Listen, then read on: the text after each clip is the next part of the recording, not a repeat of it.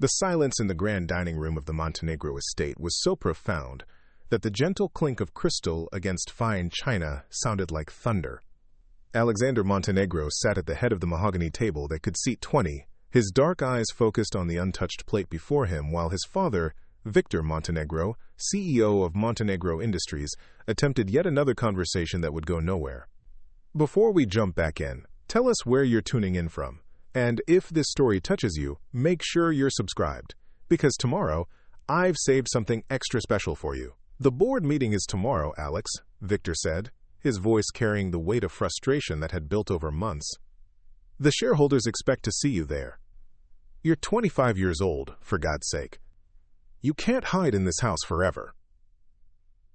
Alexander's response was what it had been for the past 8 months, complete and utter silence. He didn't look up, didn't acknowledge his father's words, didn't even shift in his chair. The only sign that he had heard anything at all was the slight tightening of his jaw, a barely perceptible movement that his father had learned to recognize as the closest thing to communication he would get. The accident had changed everything. 8 months ago, Alexander Montenegro had been the golden son of San Francisco's most powerful business dynasty, a brilliant architect who spoke 4 languages fluently, and had just landed the contract to design the city's most ambitious cultural center. He had been engaged to Isabella Hartwell, daughter of another prominent family, and their wedding had been the social event everyone was anticipating. Then came that rainy February night when Alexander was driving home from a client dinner, the moment when a drunk driver ran a red light and sent Alexander's world spinning into darkness. When Alexander woke up in the hospital 3 weeks later, the physical injuries had healed remarkably well. The doctors called it miraculous, but something inside him had broken in a way that no surgery could repair. He had simply stopped speaking, not just to strangers or acquaintances, but to everyone. His father, his friends, his fiancée, his therapists. The man who had once commanded boardrooms with his eloquence and charmed dinner parties with his wit had retreated into a fortress of silence that no one seemed able to breach. Isabella had tried for 2 months, bringing flowers and photos of their planned honeymoon, sitting beside his bed and filling the silence with chatter about wedding preparations and mutual friends. But talking to someone who never responds, who barely acknowledges your presence, slowly erodes even the strongest affection. The engagement was quietly called off in April, and Alexander hadn't seen her since. The Montenegro mansion in Pacific Heights had become both sanctuary and prison.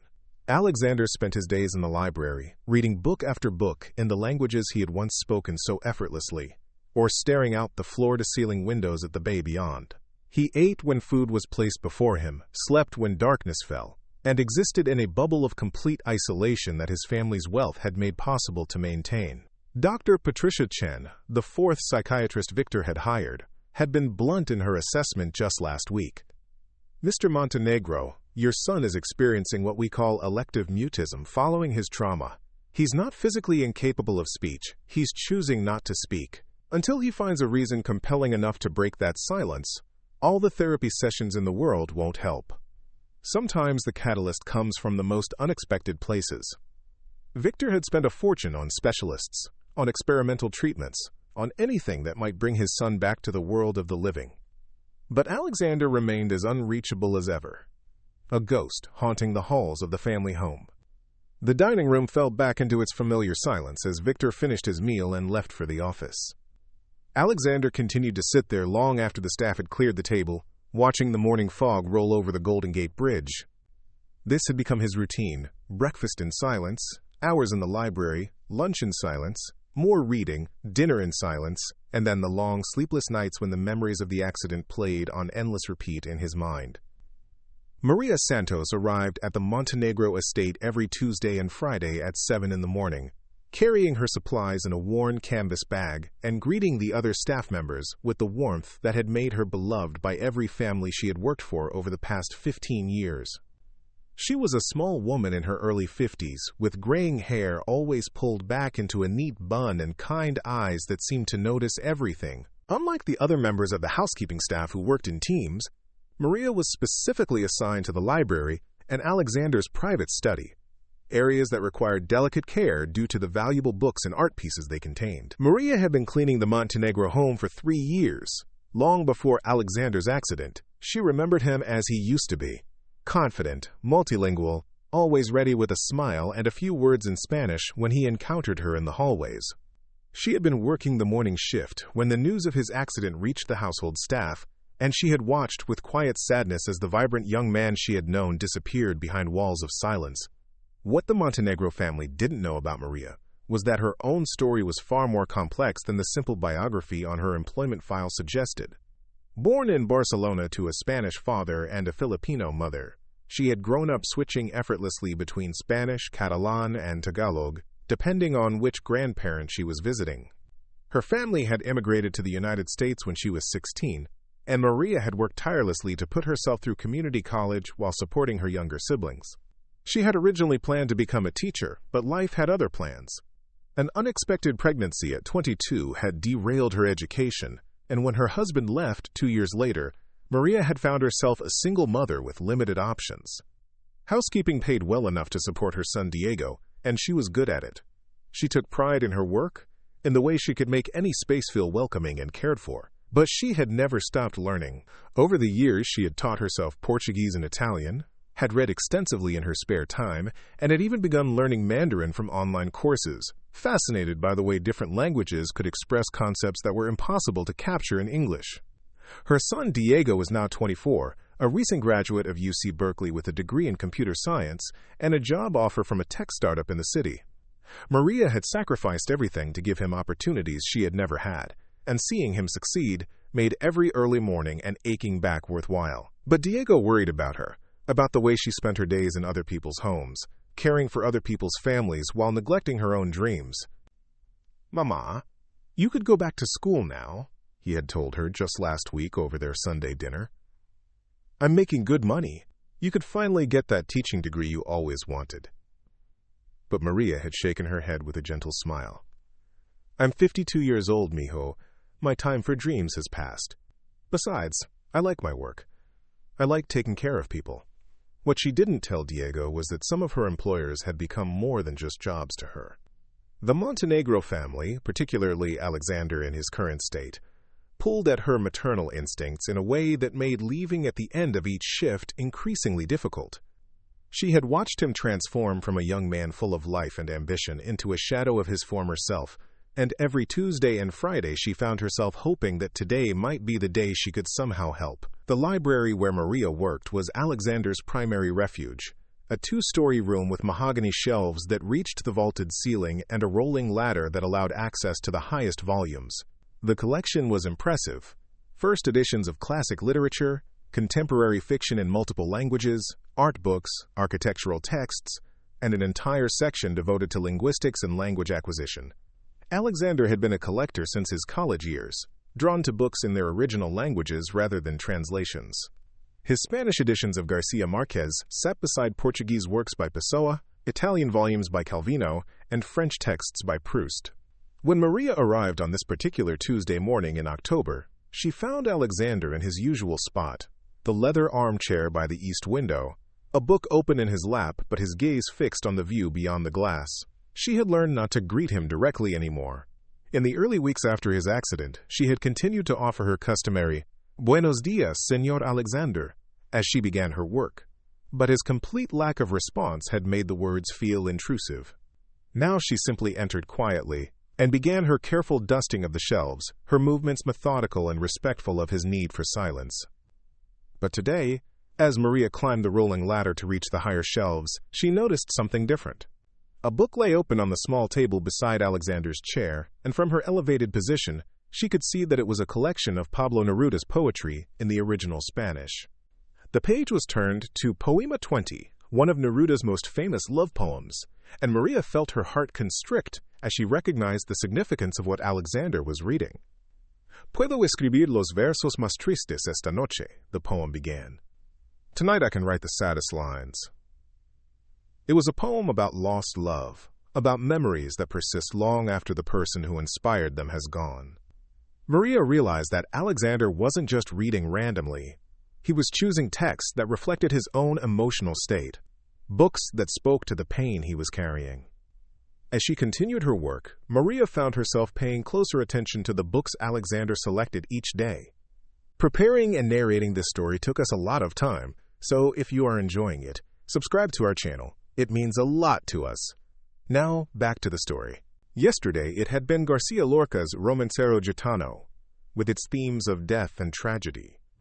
The day before, a collection of Antonio Lobo Antunes in Portuguese, known for his exploration of psychological trauma. Alexander was reading his way through his pain in multiple languages, perhaps finding in foreign tongues a way to process emotions he couldn't express in English. The realization hit Maria with unexpected force. Alexander hadn't stopped communicating. He had simply changed the language in which he was trying to communicate. He was speaking through his choice of books, through the poetry and prose that sat open beside him day after day. But no one in his family spoke Spanish or Portuguese or Italian well enough to understand what he was trying to say.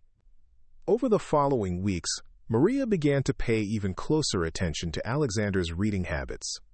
She noticed that he lingered longest over poetry, particularly works that dealt with themes of isolation, loss, and the difficulty of connecting with others after trauma. She saw him spending entire afternoons with a single poem, reading and rereading the same verses as if searching for something within the words that he couldn't find elsewhere. One Friday morning in late October, Maria made a decision that would change everything. She had been working in the library for nearly 2 hours when she noticed that Alexander had been staring at the same page of a Neruda collection for over an hour, his fingers tracing the lines of Spanish text with an intensity that spoke of deep emotional connection. The poem was Si tú me olvidas, If You Forget Me, a piece about the fear of being forgotten by someone you love. Maria finished dusting the shelf she had been working on and quietly descended the ladder. Instead of moving to another section of the library as she normally would, she approached the area where Alexander sat, not close enough to invade his personal space, but near enough that when she spoke he would hear her clearly. And then, for the first time in months, Maria broke the silence that had become sacred in the Montenegro household. But she didn't speak in English. Instead, she began to recite, in a voice barely above a whisper, the opening lines of another Neruda poem, one she had memorized years ago during her own difficult period after her husband's abandonment. Es tan corto el amor, y es tan largo el olvido. Love is so short, and forgetting is so long. The effect was immediate and startling. Alexander's head snapped up from his book, his dark eyes meeting Maria's for the first time in months. There was shock in his expression, but also something else. Recognition. Not just of the language, but of the sentiment behind the words. For several seconds, they looked at each other across the morning-lit library, and Maria saw in his eyes a flicker of the person he used to be. She continued, her voice still soft but gaining confidence. En esta historia solo yo me muero, y moriré de amor porque te amo, amor, a sangre y fuego. In this story, only I die, and I will die of love because I love you, love in blood and fire. Alexander's book fell from his lap to the floor with a soft thud, but neither of them moved to retrieve it. His hands were gripping the arms of his chair, his knuckles white with tension, but his eyes remained fixed on Maria's face. She could see him struggling, see the war being fought behind his expression between the desire to respond and the walls he had built around himself. Maria took a small step closer, her voice growing warmer, more maternal. Señor Alexander, sé que me puedes entender. Sé que las palabras en español tocan algo dentro de ti que el inglés no puede alcanzar. Mr. Alexander, I know you can understand me. I know that words in Spanish touch something inside you that English cannot reach. For a moment, Alexander's lips parted as if he might speak. Maria held her breath, afraid to move, afraid to break whatever spell had been cast in this moment. But then, just as quickly, Alexander's expression shuttered closed again. He looked away from her, toward the window, and the familiar wall of silence slammed back into place. But something had changed. Maria could feel it in the air between them, could see it in the way Alexander's shoulders had lost some of their rigid tension. She had found a crack in his armor, had discovered a key that might eventually open the door to his self-imposed prison. She finished her work that day in contemplative silence, but as she prepared to leave, she made another decision. She approached Alexander's chair one more time, and in Spanish, she spoke words that she hoped would follow him into his dreams. No estás solo, aunque creas que sí. Hay quienes entienden tu dolor sin que tengas que explicarlo. Las palabras volverán cuando estés listo para ellas, pero hasta entonces sabe que alguien te escucha incluso en tu silencio. You are not alone, even though you believe you are. There are those who understand your pain without you having to explain it. Words will return when you are ready for them, but until then, know that someone hears you, even in your silence. As Maria left the Montenegro estate that afternoon, she carried with her the image of Alexander's eyes in that moment of recognition. For the first time in months, she felt hope. She had found a way to reach him, had discovered that beneath his silence lay not emptiness, but a soul crying out in a language his family couldn't understand. The weekend passed slowly for both of them. Alexander spent Saturday and Sunday thinking about the words Maria had spoken, about the way hearing Spanish in that context had felt like a key turning in a lock he had forgotten existed. The poetry she had recited was familiar to him. He had read those same Neruda poems dozens of times since his accident. But hearing them spoken aloud, hearing them in the voice of someone who understood their meaning on a deeper level, had awakened something in him that he thought had died in that hospital bed 8 months ago. Maria spent her weekend researching. She went to the library and checked out collections of Spanish and Latin American poetry, looking for works that might speak to Alexander's specific situation. She also spent time thinking about her approach, about how to build on the small breakthrough they had experienced without pushing too hard and causing him to retreat even further into his silence. When Tuesday morning arrived, both of them felt the weight of anticipation. Maria entered the library as she always did, quietly and respectfully, but today she was hyper-aware of Alexander's presence in his chair by the window. He had chosen a different book today, a collection of Federico Garcia Lorca's works, open to Lament for Ignacio Sanchez Mejias, the poet's tribute to his friend who had died in a bullfighting accident. Maria began her work, dusting and organizing, but she could feel the tension in the room. Alexander was aware of her presence in a way he hadn't been before their interaction on Friday. She could sense him listening for her voice, waiting to see if she would speak to him again in Spanish. After about an hour of careful work, Maria made her choice. She approached the section of the library where Alexander sat and began to speak, her voice gentle but clear. Garcia Lorca sabía lo que era perder a alguien importante. Escribió sobre la muerte de su amigo como si fuera su propia muerte. A veces, cuando perdemos algo que amamos, una parte de nosotros muere también. Garcia Lorca knew what it was to lose someone important. He wrote about his friend's death as if it were his own death. Sometimes, when we lose something we love, a part of us dies too. This time, Alexander turned to look at her directly, his book remaining open in his lap. Maria could see that he was struggling with something, that her words were reaching him in a way that months of English-speaking therapists and family members had not been able to achieve. She continued, her tone becoming more conversational. Mi hijo siempre me dice que debo dejar de cuidar a otras familias y pensar en mí misma. Pero creo que cuidar a otros es parte de quien soy. Y creo que tú también eres alguien que cuida a otros, aunque ahora sientes que no puedes cuidar ni de ti mismo. My son always tells me I should stop taking care of other families and think about myself. But I think taking care of others is part of who I am. And I think you are also someone who takes care of others, even though right now you feel like you can't even take care of yourself. Alexander's eyes widened slightly, and Maria could see that her words had hit their mark. She was describing something he recognized in himself, acknowledging not just his current pain but the person he had been before the accident. Antes del accidente, eras arquitecto, ¿verdad? Construías espacios para que otras personas vivieran sus vidas. Eso es una forma de cuidar, de crear hogares para otros, cuando tal vez tú mismo te sentías sin hogar. Before the accident, you were an architect, right? You built spaces for other people to live their lives. That's a form of caring, of creating homes for others when maybe you yourself felt homeless. This time, the reaction was unmistakable. Alexander's breath caught in his throat, and his hands began to tremble slightly. Maria had touched on something fundamental about his identity, had seen through to the core of who he was in a way that no one else had been able to do since his accident.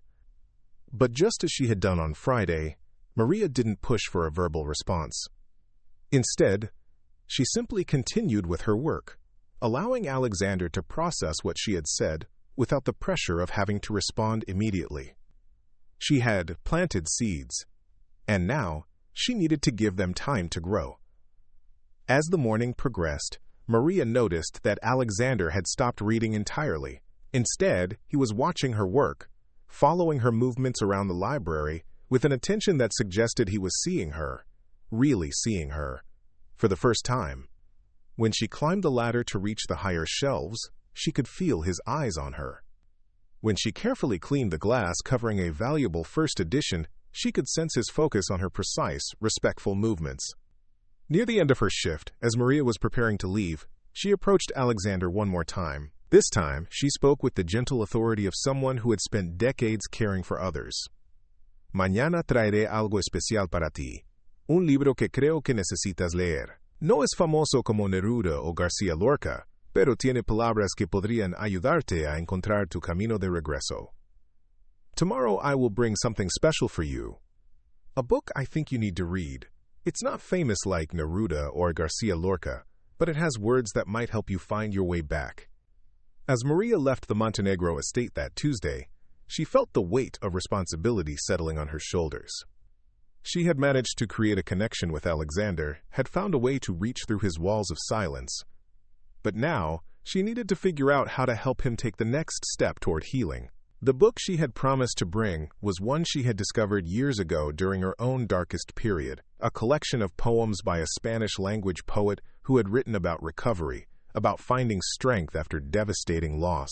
But more than any book, Maria knew that what Alexander needed was to feel understood, to know that someone could see past his silence to the person he really was. And for reasons she couldn't fully explain, she felt called to be that person for him, to use her gift for languages and her instinct for nurturing, to help guide him back to the world of the living. The stage was set for a transformation that neither of them could have anticipated, a healing that would come not through expensive therapy or medical intervention, but through the simple power of being truly seen and understood by another human being. Wednesday arrived with an unusual energy in the Montenegro household. Alexander had spent the previous evening in restless contemplation, Maria's Spanish words echoing in his mind like a song he couldn't shake. For the first time since his accident, he found himself anticipating something, waiting for Friday when Maria would return with whatever book she had promised to bring. Victor Montenegro noticed the subtle change in his son immediately. Alexander was still silent, still withdrawn, but there was something different in his posture, an alertness that hadn't been there for months. During their typically one-sided breakfast conversation, Victor caught Alexander glancing toward the library door several times, as if expecting someone to appear. "The new head of international development wants to meet with you next week," Victor said, testing whether this new attentiveness might translate into engagement with the family business. "She's worked on projects in Barcelona and Buenos Aires. Thought you might find her perspective interesting." Alexander's eyes flickered with what might have been interest at the mention of Spanish-speaking cities, but he remained silent. Still, Victor filed away the observation. Something was stirring in his son, and he intended to figure out what it was. Meanwhile, Maria had spent Wednesday evening in her small apartment in the Mission District, carefully selecting the book she would bring to Alexander. The volume she finally chose was a worn paperback collection titled Voces del Silencio by Carmen Delgado, a contemporary Spanish poet who had written extensively about trauma, recovery, and the long journey back to wholeness after devastating loss. Maria had discovered Delgado's work during her own difficult years as a young single mother, when the weight of responsibility and the pain of abandonment had nearly crushed her spirit. The poems in Voces del Silencio were unlike the classical works that filled Alexander's library. They were raw, modern, unflinchingly honest about the reality of psychological pain and the slow, often setback-filled process of healing, but they were also ultimately hopeful, mapping a path through darkness that didn't promise easy answers, but did offer the possibility of emerging into light again. Thursday dragged by for both of them. Alexander found himself unable to concentrate on his usual reading, his mind returning again and again to the sound of Maria's voice speaking Spanish in the library. He had grown up hearing Spanish occasionally from household staff, had studied it formally in school and college, but hearing it spoken with such emotional depth and understanding had awakened something in him that felt almost like hunger. Maria, for her part, spent Thursday second-guessing her decision to get so involved in Alexander's situation. She was a housekeeper, not a therapist. What right did she have to think she could help someone that trained professionals had been unable to reach? But every time she considered backing away, she remembered the look in Alexander's eyes when she had spoken to him in Spanish, the flash of recognition and desperate hope that had passed across his features. Friday morning arrived gray and foggy, typical for San Francisco in late October. Maria entered the Montenegro estate carrying her usual cleaning supplies, plus the small paperback book hidden in her jacket pocket. She had marked several specific poems with small pieces of paper, passages she thought might speak directly to Alexander's experience. When she entered the library, she found Alexander in his usual chair, but today he wasn't reading. Instead, he was simply sitting, his hands folded in his lap, watching the door as if he had been waiting for her arrival. The intensity of his attention made Maria's heart skip a beat. She had never seen him so focused, so present in the moment. She began her work as always, but the atmosphere in the room felt charged with anticipation. After about 30 minutes, she approached the area where Alexander sat, the book warm in her pocket. "Buenos días, señor Alexander," she said softly, the first time she had greeted him directly in Spanish. "Te traje algo que prometí." "Good morning, Mr. Alexander. I brought you something I promised." She pulled the worn paperback from her pocket and held it out to him. Alexander stared at the book for a long moment before slowly reaching out to take it. His fingers brushed hers as he accepted it, and Maria felt a jolt of connection that surprised her with its intensity. Alexander examined the cover, reading the title and author's name aloud in a whisper so quiet, Maria almost missed it. Voces del Silencio, Carmen Delgado. The sound of his voice, even barely audible, sent a shock through both of them. It was the first time he had spoken any words at all in 8 months. Maria's eyes filled with tears, but she blinked them back, not wanting to overwhelm him with her emotional reaction. Instead, she sat down in the chair across from him, something she had never done before in all her years of working in the Montenegro house. "Permíteme que te lea algo," she said gently. "Let me read you something." Alexander nodded, a small movement but unmistakably deliberate. Maria opened the book to one of the marked passages and began to read. "El silencio no es vacío, es espacio para sanar. En la quietud encontremos los fragmentos de nosotros mismos que creíamos perdidos para siempre. No tengas prisa por llenar el silencio con palabras que no están listas para nacer. Deja que el silencio te enseñe su sabiduría antes de que regreses al mundo del ruido. Silence is not emptiness, it is space for healing. In the quiet we find the fragments of ourselves we thought were lost forever. Don't be in a hurry to fill the silence with words that aren't ready to be born. Let silence teach you its wisdom before you return to the world of noise."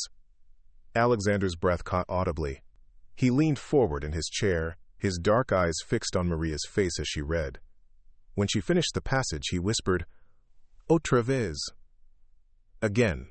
Maria read the passage a second time, then a third, watching as Alexander seemed to absorb each word, like water soaking into drought-parched earth. When she finished the third reading, he held out his hand for the book. "Puedo?" he asked, his voice still barely audible. "May I?" Maria nodded and handed him the book. Alexander turned to the beginning and started reading silently, but his lips moved slightly as he processed the Spanish words.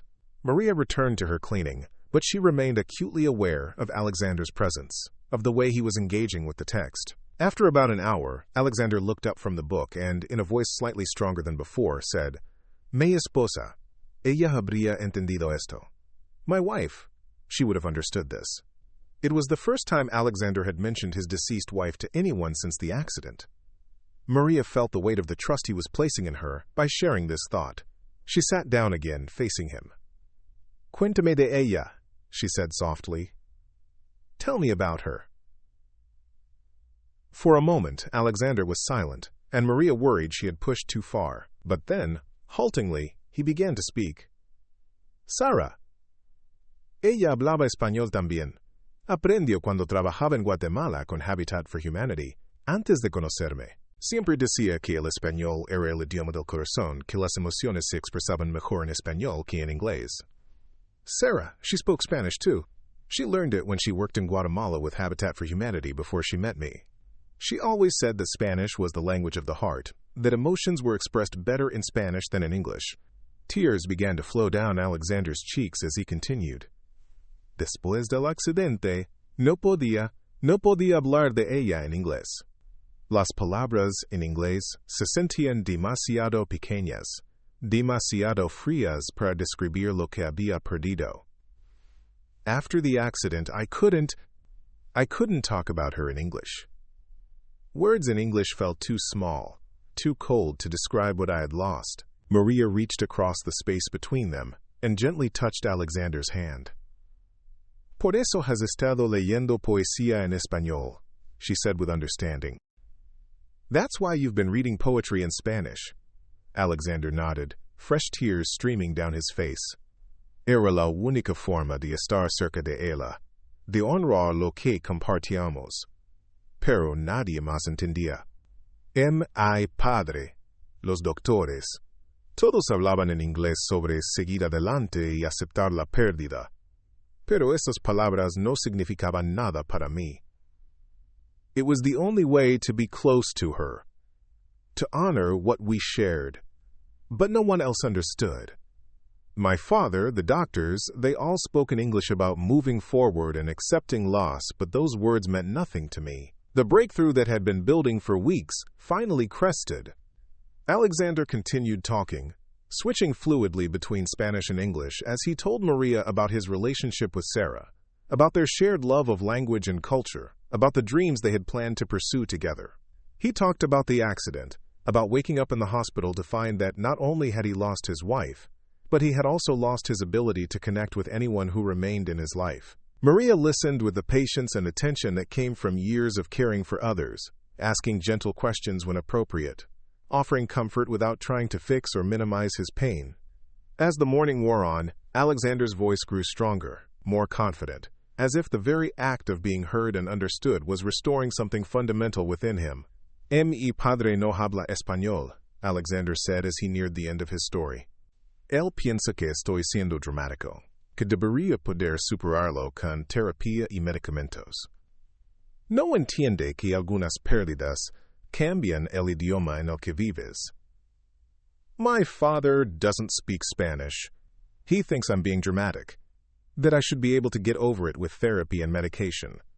He doesn't understand that some losses change the language you live in. Maria nodded with deep understanding. Los que no han perdido así no pueden entender. Pero el dolor no es dramático, es real.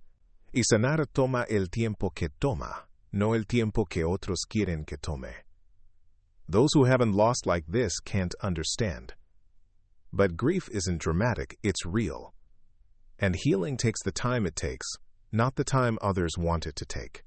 They sat in comfortable silence for several minutes, the weight of shared understanding settling between them. Finally, Maria spoke. ¿Qué hacías antes del accidente?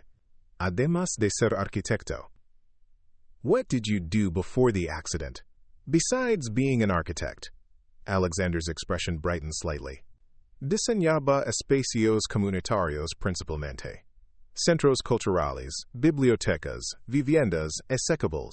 Sarah y yo queríamos usar nuestros talentos para ayudar a comunidades que necesitaban espacios hermosos pero accesibles.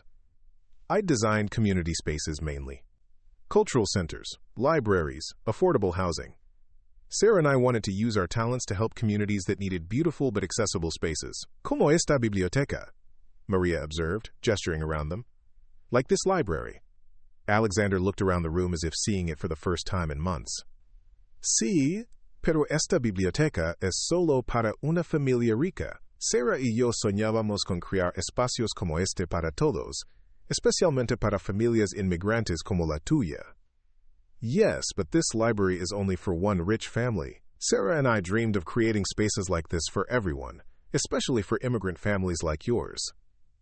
The comment sparked something in Maria. Mi hijo Diego siempre dice que necesitamos más espacios donde las familias puedan estudiar juntas, donde los padres pueden aprender inglés mientras los niños hacen la tarea. My son Diego always says we need more spaces where families can study together, where parents can learn English while children do homework. For the first time since his accident, Alexander's face lit up with genuine interest. Eso es exactamente el tipo de proyecto que me apasionaba. ¿Tu hijo está interesado en diseño comunitario? That's exactly the kind of project I was passionate about. Is your son interested in community design? Maria smiled. No, él es ingeniero de software. Pero siempre está pensando en cómo hacer que la tecnología sea más accesible para personas como nosotros. Dice que muchas de las soluciones tecnológicas ignoran las necesidades reales de las comunidades trabajadoras. No, he's a software engineer. But he's always thinking about how to make technology more accessible for people like us. He says many technological solutions ignore the real needs of working communities. The conversation continued for another hour, with Alexander showing more animation and engagement than he had displayed since before his accident. Maria found herself sharing details about her own dreams and struggles, about her son's achievements and her pride in his success, about her own unfulfilled ambitions to become a teacher. When it came time for Maria to leave, Alexander stood up from his chair for the first time during one of her visits. ¿Volverás el martes? He asked. Will you come back Tuesday? Por supuesto, Maria replied. Y tal vez puedas contarme más sobre esos proyectos comunitarios. Me gustaría entender mejor cómo se diseñan espacios para familias como la mía. Of course. And maybe you can tell me more about those community projects. I'd like to understand better how spaces are designed for families like mine. Alexander nodded eagerly. Me gustaría enseñarte algunos de mis diseños anteriores, si te interesan. I'd like to show you some of my previous designs if you're interested. As Maria gathered her cleaning supplies and prepared to leave, she felt a profound sense of accomplishment mixed with responsibility. She had managed to reach Alexander in a way that no one else had been able to, but she also realized that this was just the beginning. He had taken the first crucial steps back toward engagement with the world, but there would be many more steps required before he was truly healed. That evening, Maria called her son Diego to tell him about her day, though she was careful not to reveal too many details about Alexander's personal situation. Mama, you sound different, Diego observed. Happier, maybe? I think I helped someone today, Maria replied. Really helped them, in a way that mattered. You help people every day, Diego pointed out. That's what you do. This was different, Maria said. This was about more than just cleaning. It was about understanding, about speaking the same language. Diego was quiet for a moment. Just be careful, Mama. These rich families, they're not like us. They might appreciate your help now, but that doesn't mean they see you as an equal. Maria understood her son's concern, but she also felt that he was wrong about Alexander.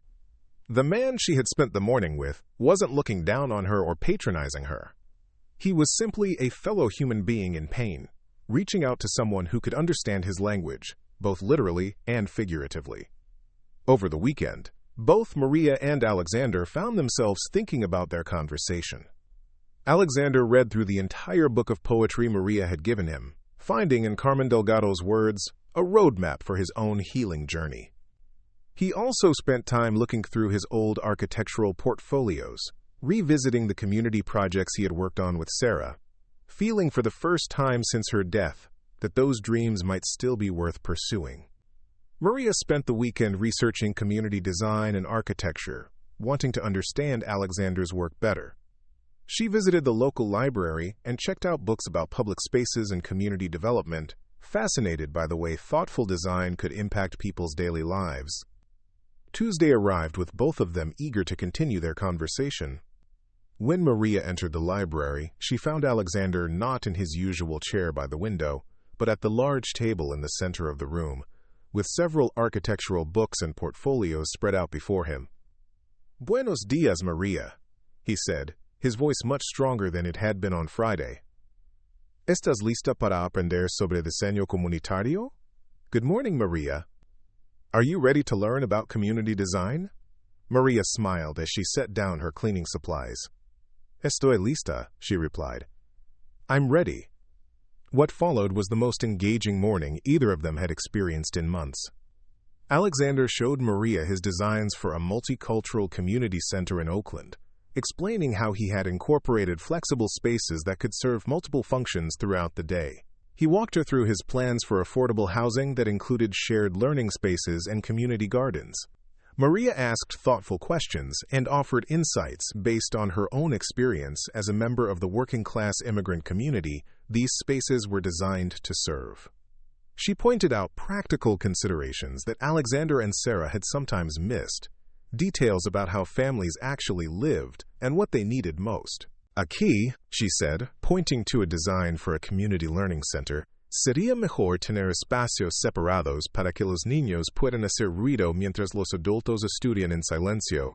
Los padres no pueden concentrarse si están preocupados porque sus hijos molesten a otros. Here, it would be better to have separate spaces so children can make noise while adults study quietly. Parents can't concentrate if they're worried about their children bothering others. Alexander nodded enthusiastically, making notes on his designs. Esa es exactamente la perspectiva que necesitaba. Sarah siempre decía que yo diseñaba desde mi privilegio, que necesitaba escuchar más a las personas que realmente usarían estos espacios. That's exactly the perspective I needed. Sarah always said I designed from my privilege, that I needed to listen more to the people who would actually use these spaces. As the morning progressed, their conversation naturally evolved beyond architecture to more personal topics. Alexander talked about his guilt over surviving the accident when Sarah hadn't, about his fear that returning to their shared work would somehow betray her memory. Maria shared her own struggles with survivor's guilt from her immigration experience, about the family members she had left behind in Barcelona, and the opportunities she had been forced to abandon. A veces siento que estoy viviendo la vida que debería haber tenido mi hermana, Maria confessed. Ella era más inteligente que yo, mejor estudiante.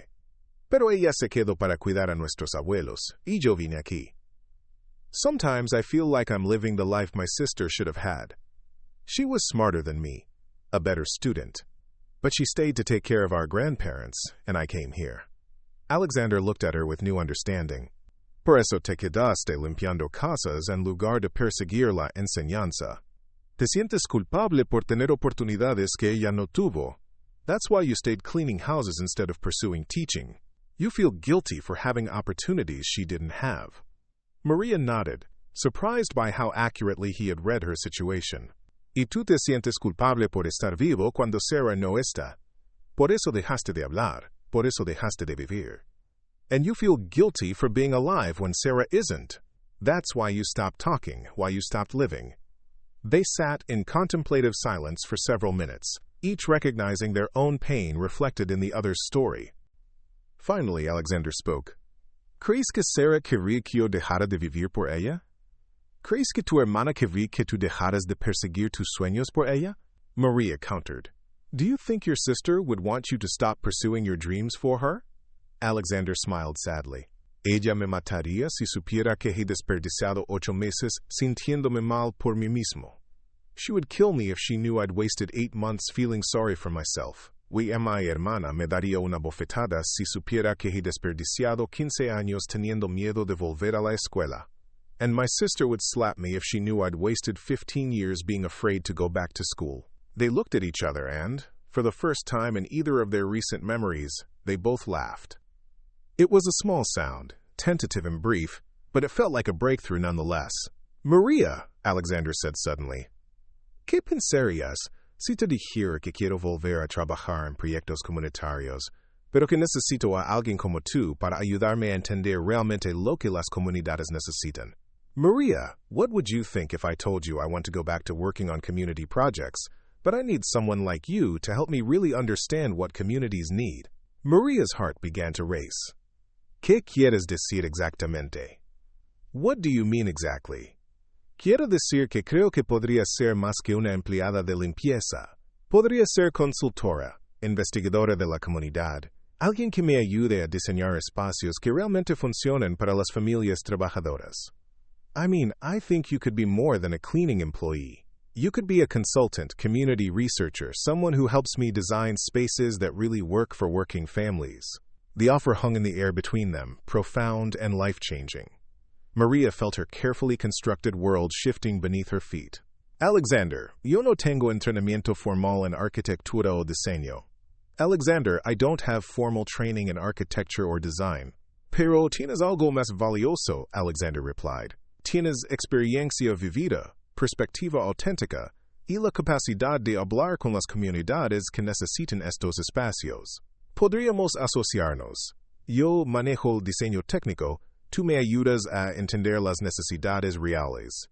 But you have something more valuable. You have lived experience, authentic perspective, and the ability to speak with the communities that need these spaces. We could partner. I handle the technical design, you help me understand the real needs. Maria felt tears welling up in her eyes. ¿Estás hablando en serio? Are you serious? Completamente en serio. Y hay algo más. Alexander's expression grew more earnest. Mi padre ha estado presionándome para que regrese a la empresa familiar. Si le digo que estoy listo para trabajar de nuevo, pero solo en proyectos comunitarios, y solo con una socia que entienda estas comunidades, creo que diría que sí. La empresa necesita diversificar su portafolio de todos modos. Completely serious. And there's something else. My father has been pressuring me to return to the family company. If I tell him I'm ready to work again, but only on community projects, and only with a partner who understands these communities, I think he'd say yes. The company needs to diversify its portfolio anyway. The conversation continued for the rest of Maria's shift, with both of them growing more excited about the possibilities. Alexander showed her more of his previous work, and Maria shared insights about the specific needs of different immigrant communities in San Francisco. By the time she had to leave, they had outlined a preliminary plan for their potential partnership. Necesito pensarlo, Maria said as she gathered her supplies. Y necesito hablar con Diego. I need to think about it. And I need to talk to Diego. Por supuesto, Alexander agreed. Pero María, quiero que sepas que esto no es caridad. Realmente creo que juntos podríamos crear algo importante. Algo que honraría la memoria de Sarah, y también te permitiría usar todos tus talentos. Of course. But Maria, I want you to know this isn't charity. I really believe that together we could create something important. Something that would honor Sarah's memory and also allow you to use all your talents. That evening, Maria sat at her kitchen table with Diego, trying to explain the unexpected turn her life had taken. Diego listened with growing amazement as his mother described her conversations with Alexander, the breakthrough in his silence, and the partnership opportunity he had proposed. Mama, this is incredible, Diego said in English, then switched to Spanish. Pero también es un riesgo enorme. ¿Qué pasa si no funciona? ¿Qué pasa si él cambia de opinion? But it's also a huge risk. What if it doesn't work? What if he changes his mind? No lo sé, Maria admitted. Pero por primera vez en años siento que tal vez hay un camino hacia algo más grande que solo limpiar las casas de otras personas. I don't know. But for the first time in years, I feel like maybe there's a path to something bigger than just cleaning other people's houses. Diego reached across the table and took his mother's hand. Si esto es lo que quieres, te apoyo completamente. Tienes razón. Mereces más que limpiar para el resto de tu vida. Y si este Alexander es tan bueno como dices, tal vez esto podría ser el comienzo de algo importante. If this is what you want, I support you completely. You're right, you deserve more than cleaning for the rest of your life. And if this Alexander is as good as you say, maybe this could be the beginning of something important. The following Friday, Maria entered the Montenegro library with a mixture of excitement and nervousness. Alexander was waiting for her at the table, but today he wasn't alone. A distinguished older man with graying hair and an expensive suit sat beside him, and Maria immediately recognized Victor Montenegro from photographs in the business section of the newspaper. Maria, Alexander said, standing as she entered, me gustaría presentarte a mi padre. Papa, esta es Maria Santos, la mujer extraordinaria de la que te he estado hablando. Maria, I'd like to introduce you to my father. Dad, this is Maria Santos, the extraordinary woman I've been telling you about. Victor Montenegro stood and extended his hand to Maria, his expression curious but respectful. Miss Santos, Alexander tells me you're the reason he's speaking again. I can't thank you enough for whatever you did to reach him. Maria shook his hand, feeling suddenly self-conscious about her cleaning uniform in the presence of one of San Francisco's most powerful businessmen. Your son is a remarkable person, Mr. Montenegro. He just needed someone to listen in the right language. Alexander has told me about your conversations regarding community development projects, Victor continued. He seems to think you'd be an asset to our company's new community outreach division. Maria glanced at Alexander, who nodded encouragingly. I'm interested, Mr. Montenegro, but I want to be honest about my background. I don't have formal training in design or business. But you have something we can't teach, Victor replied. You have credibility with the communities we want to serve. And frankly, if you can reach my son when dozens of trained professionals couldn't, I have confidence in your abilities. What followed was the most surreal conversation of Maria's life. Victor Montenegro, one of the city's most successful developers, sat in his own library and seriously discussed the possibility of hiring her not as cleaning staff but as a community liaison and consultant for Montenegro Industries' new division, focused on affordable housing and community development.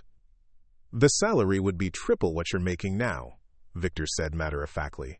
Plus benefits, education assistance if you want to pursue formal training, and the opportunity to work directly with Alexander on projects that could impact thousands of families. Maria felt dizzy with the magnitude of what was being offered. I need some time to consider this properly, she managed to say. Of course, Victor agreed. Take all the time you need. But I hope you'll say yes. Alexander needs this project to fully heal, and I think you need this opportunity to reach your full potential. After Victor left, Maria and Alexander sat in the library, both of them somewhat stunned by how quickly their lives were changing. ¿Cómo te sientes? Alexander asked. How do you feel? Aterrorizada, Maria admitted. Excited, grateful, and terrified. Yo también, Alexander said. Pero por primera vez desde el accidente, siento esperanza. Siento que Sarah estaría orgullosa de lo que estamos planeando. Me too. But for the first time since the accident, I feel hope. I feel like Sarah would be proud of what we're planning. 3 months later, Maria Santos walked into her first day as Community Development Liaison for Montenegro Industries, wearing a professional blazer instead of a cleaning uniform. Her son Diego had taken the day off work to drive her to the office, both of them marveling at how dramatically their lives had changed. Alexander was waiting for her in their shared office space, a converted conference room filled with architectural drawings, community surveys, and planning documents for their first project, a multicultural family learning center in the Mission District, designed specifically to meet the needs of immigrant families like Maria's own. Buenos días, socia, Alexander said with a smile. ¿Lista para cambiar el mundo? Good morning, partner. Ready to change the world? Lista? Maria replied, hanging up her jacket and approaching the desk where their plans were spread out. Ready! As they began their first official day of work together, both of them felt the presence of the people who had shaped their journey to this moment. Sarah, whose memory had driven Alexander to seek connection beyond his grief, and Maria's sister back in Barcelona, whose sacrifice had made Maria's American dream possible. The silence that had once imprisoned Alexander had become the foundation for a new kind of communication, one that transcended language barriers and class differences. And the woman who had once been invisible in his home had become his partner in creating spaces where other invisible families could finally be seen and served. Their story was just beginning, but already they knew it would be written in multiple languages, designed for multiple communities, and built on the understanding that sometimes the most profound connections happen when we finally find someone who speaks our deepest language of pain, hope, and healing. Up next, you've got 2 more standout stories right on your screen. If this one hit the mark, you won't want to pass these up. Just click and check them out.